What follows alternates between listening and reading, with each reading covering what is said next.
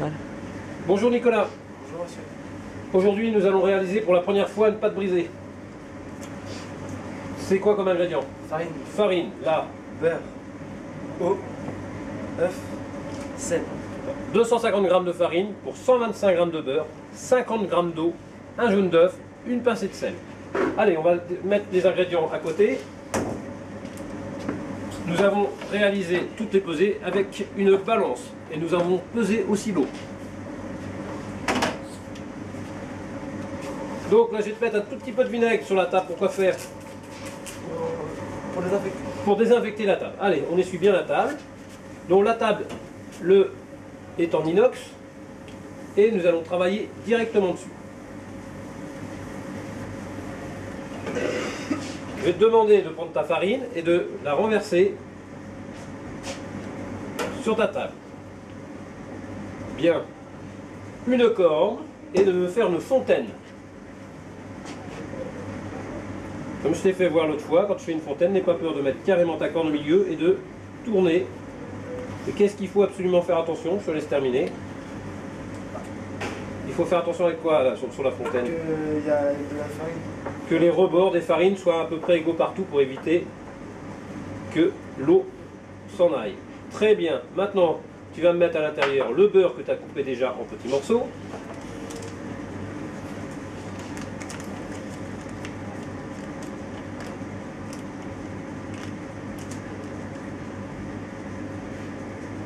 Le jaune d'œuf. Qu'as-tu fait après avoir clarifié l'œuf? Qu'est-ce qu'on doit faire une fois qu'on a clarifié, on a touché un œuf? Allez se laver les mains. Allez se laver les mains, bien Nicolas. Au milieu, maintenant, une pincée de sel. Et tu vas renverser tes 50 g d'eau.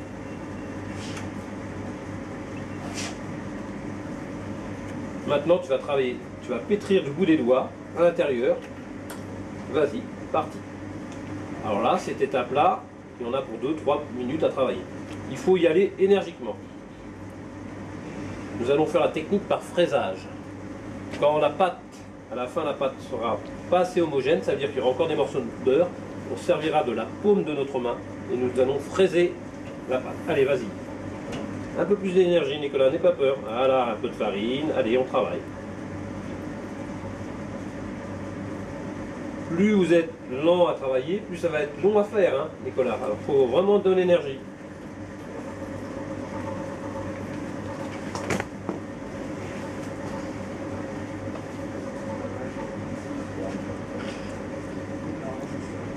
Putain, il a décalé la vidéo.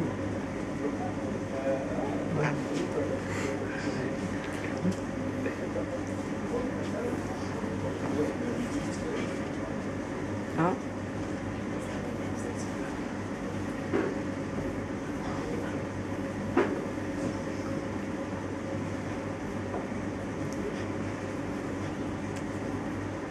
Ah, elle est presque faite ta pâte.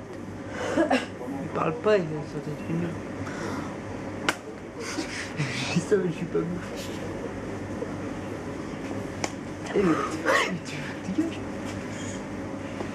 Allez, on continue. La corne, ça te permet de ramener ta farine. Allez, vas-y. Il y est presque. On a des petits moments de solitude, mais c'est vraiment à ce moment-là, hein, qu'on réalise la pâte.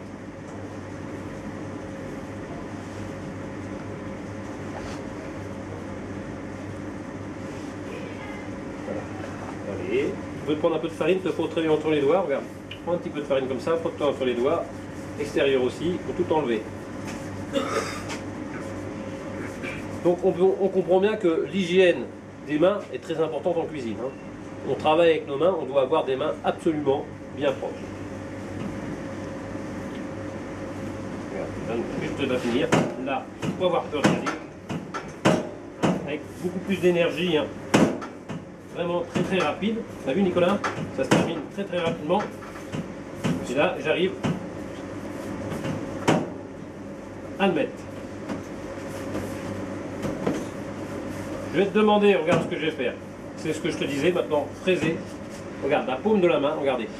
Je vais le faire, sinon rien, tout le monde. Sarah, peux-tu nous amener du papier film, s'il te plaît? Et là, c'est pour rendre bien la pâte bien homogène. Ça s'appelle fraiser. Mais c'est vraiment des tout petits morceaux de pâte que je fais. Hein. Tu vois bien. Hein. D'accord. Comme disait mon chef, on a tout payé. On ramasse tout.